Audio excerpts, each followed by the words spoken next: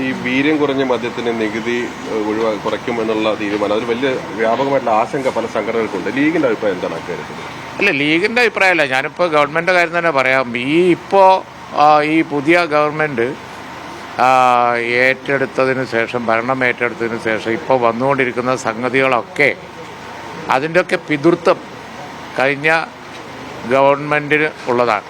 കാരണം ഗവൺമെൻറ് ഇപ്പോൾ ഒരു പുതിയ ബഡ്ജറ്റ് അവതരിപ്പിച്ചപ്പോൾ നിങ്ങൾക്കൊക്കെ അറിയാം, പഴയ പല തീരുമാനങ്ങളുടെയും കണ്ടിന്യൂവേഷൻ ചില ഭാഗങ്ങളൊക്കെ അതിൽ വരും. അപ്പോൾ അതുകൊണ്ട് തന്നെയാണ് അത്തരം കാര്യങ്ങളൊക്കെ ഇവിടെ വന്നുകൊണ്ടിരിക്കുന്നത്. ഇതിലൊക്കെ ഗവൺമെൻറ്റിൻ്റെ ഒരു സമീപനം, അതുപോലെ തന്നെ UDF-ൻ്റെ, കോൺഗ്രസിൻ്റെ, ലീഗിൻ്റെ ഒക്കെ ഒരു നയം വളരെ വിശദമായി പഠിച്ചതിന് ശേഷം ഞങ്ങൾ ഇനി പറയും.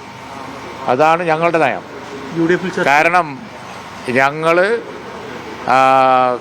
ഇപ്പോൾ കഴിഞ്ഞ 10 വർഷം ഭരിച്ച ഒരു ഗവൺമെൻറ്റിൻ്റെ ഒരു കണ്ടിന്യൂവേഷനാണ്.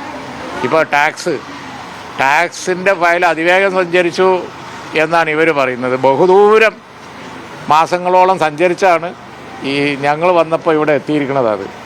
അതിൻ്റെ സഞ്ചാരപാത നിങ്ങളെല്ലാവരും പുറകോട്ടൊന്ന് നോക്കണം. വളരെ ദൂരം സഞ്ചരിച്ചാണ് അത് എത്തിയിരിക്കുന്നത്. ബഡ്ജറ്റ് അവതരിപ്പിക്കുമ്പോൾ അതിൻ്റെ തലേന്ന് ബഡ്ജറ്റിൽ പ്രസംഗിക്കാൻ വേണ്ടി 1 മാസമായിട്ടുള്ള ഒരു ഗവൺമെൻറ്, അതിൽ 15 ദിവസമായിട്ടുള്ള ഒരു ഗവൺമെൻറ്റിൻ്റെ മുമ്പിൽ സ്പീഡിൽ പോയത് മാത്രമേ ഇപ്പോൾ വലിയ കാര്യമായിട്ട് പറയുന്നുള്ളൂ.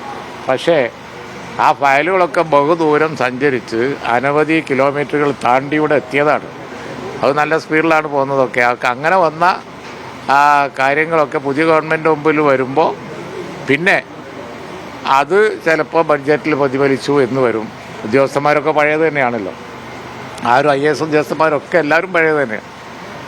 പക്ഷേ പുതിയ ഗവൺമെൻറ്റിൽ ആ വക കാര്യങ്ങൾ ഇപ്പോൾ ടാക്സ് ആയാലും ബാക്കി എന്തായാലും അതിൻ്റെ ഇംപ്ലിമെൻറ്റേഷൻ, അതാണ് മുഖ്യമന്ത്രി നിയമസഭയിൽ പറഞ്ഞത്. ഇനി എന്ത് ചെയ്യണമെന്ന് ഞങ്ങൾ ആലോചിച്ച് പറയും എന്ന് പറഞ്ഞത്. പുതിയ മദ്യനയമൊക്കെ തങ്ങൾ എഴുതിയ ലേഖനത്തിൽ തന്നെ പറയുന്നത് ബഡ്ജറ്റിൽ അത്രയും നികുതി നിശ്ചയിച്ചത് ആശങ്കകൾ സൃഷ്ടിക്കുന്നുണ്ട് എന്നുള്ളതാണ്. അല്ലേ, നിങ്ങളിപ്പോൾ ഞാൻ ഈ പറഞ്ഞതിൻ്റെ ഒരു തുടർച്ച എന്നുള്ളവർക്ക് അതിനോട് പ്രസക്തമായ ചോദ്യങ്ങൾ ചോദിക്കുക. വളരെ ഔട്ട് ഓഫ് കോണ്ടക്സ്റ്റിലുള്ള ചോദ്യങ്ങൾ ചോദിച്ച് ഡൈവേർട്ട് ചെയ്തിട്ട് കാര്യമില്ല. അപ്പോൾ ഞാൻ പറഞ്ഞത് പഴയ സമയം മുതൽ വന്ന ഒരു ഫയലിൽ ഒരു ടാക്സ് പ്രൊപ്പോസൽ വന്നു എന്ന് കരുതി അതിൻ്റെ ഇംപ്ലിമെൻറ്റേഷൻ എന്ത് വേണം എന്നുള്ളത് UDF-ഉം അതുപോലെ തന്നെ ഗവൺമെൻറ്റൊക്കെ ആലോചിച്ച് തീരുമാനിക്കുമെന്ന് മുഖ്യമന്ത്രി നിയമസഭയിൽ ക്ലാരിറ്റിയോടുകൂടി പറഞ്ഞിട്ടുണ്ട്. അത് അവസാന വാക്കാണ്. PM ശ്രീയിലും കഥ അത് തന്നെയാണ്. ഞാനതാ പറഞ്ഞത്. PM ബഹുദൂരം കിലോമീറ്ററുകൾ താണ്ടിയാണ് ഞങ്ങളുടെ മുമ്പിലെത്തിയത്. 1 മാസമായ ഒരു ഗവൺമെൻറ്റിൻ്റെ പെരടിക്ക് അതെല്ലാം കൂടി വെച്ചിട്ട് പോകാനൊന്നും ആർക്കും കഴിയില്ല. കാരണം PM ശ്രീയിൽ കൊണ്ടുപോയി കുടുക്കി വെച്ചു. അപ്പോൾ അവിടെ നിയമസഭയിൽ തന്നെ അടിയന്തര പ്രമേയം വന്നപ്പോൾ പ്രതിപക്ഷ നേതാവ് പറഞ്ഞില്ലേ, ഫണ്ട് കിട്ടൂല എന്നുള്ള ഘട്ടത്തിലാണ് ഞങ്ങൾ പണം വാങ്ങിയതെന്നാണ് പറഞ്ഞത്. ഒരേ വിശദീകരണം. അപ്പോൾ അവർ ഫണ്ട് കിട്ടൂല എന്നുള്ള ഘട്ടത്തിലെത്തിയപ്പോൾ അതുവരെ പറഞ്ഞതൊക്കെ ഒറ്റ പറച്ചിൽ നിന്ന് പിന്നെ അവസാനിച്ചില്ലേ. ഫണ്ട് കിട്ടൂല എന്നായപ്പോൾ ഞങ്ങൾ ഫണ്ട് വാങ്ങി എന്ന് പറഞ്ഞു. ഫണ്ട് വാങ്ങി ഉപയോഗിച്ച് എല്ലാം കഴിഞ്ഞ സ്ഥിതിയാണ് ഇപ്പോൾ ഉള്ളത്. ഇനി എന്ത് ചെയ്യാൻ കഴിയും എന്നുള്ളത് നോക്കാനാണ് ഞങ്ങൾ കമ്മിറ്റിയെ വെച്ചത്. ഇതിലൊക്കെ വളരെ ക്ലാരിറ്റി ഉണ്ട്. പിന്നെ ഓരോ വിഷയങ്ങളും അങ്ങോട്ടും പറഞ്ഞ് ഇങ്ങോട്ടും പറഞ്ഞ് വിവാദമാക്കുക എന്നല്ലാതെ ഇതെല്ലാം അവർ ചെയ്തു വെച്ചതാണ്. ഇനി അതിൽ നിന്ന് തല ഊരണമെങ്കിൽ തന്നെ, പരിക്കില്ലാതെ തല ഊരണമെങ്കിൽ തന്നെ പറ്റുമെങ്കിൽ എങ്ങനെ ചെയ്യണം എന്ന് നോക്കാനാണ് ഒരു കമ്മിറ്റിയെ വെച്ചത്. ഞങ്ങളത് എത്ര പ്രാവശ്യം പറഞ്ഞു.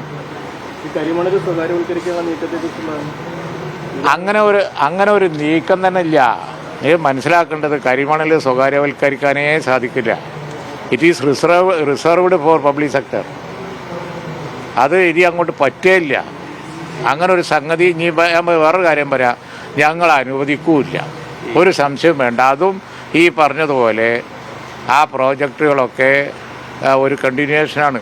ഞങ്ങളത് വിശദമായി നോക്കിയിട്ട് ഇതിൽ സ്വകാര്യവൽക്കരണത്തിൻ്റെയോ അല്ലെങ്കിൽ പുതിയ ഖനനത്തിൻ്റെയോ വല്ല പഴുതുമുണ്ട് എങ്കിൽ അത് നടപ്പിലാക്കൂല.